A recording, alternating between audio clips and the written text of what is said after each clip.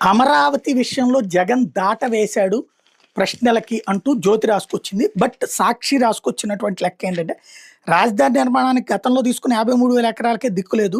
ఇప్పుడు రైతుల నుంచి ఇంకో 53,000 ఎకరాలు తీసుకోవడానికి చంద్రబాబు వెనకాడటం లేదు అంటూ జగన్ మండిపడ్డారు. వైఎస్ఆర్సీపీ కేంద్ర కార్యాలయంలో గురువారం మీడియా ప్రతినిధులు అడిగిన పలు ప్రశ్నలకు ఆయన సూటిగా స్పష్టంగా సమాధానం చెప్పారు.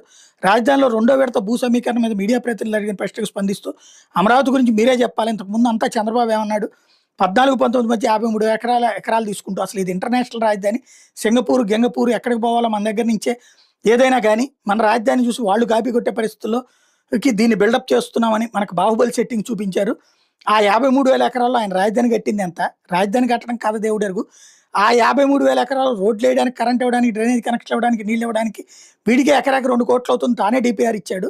అంటే ఆ 53,000 ఎకరాలకే ₹1,00,00,000 కావాలని సినిమా చూపిస్తూ 5,000 కోట్లు పెట్టాడు. మళ్ళీ ఈ రోజున ఏం చేస్తున్నాడు,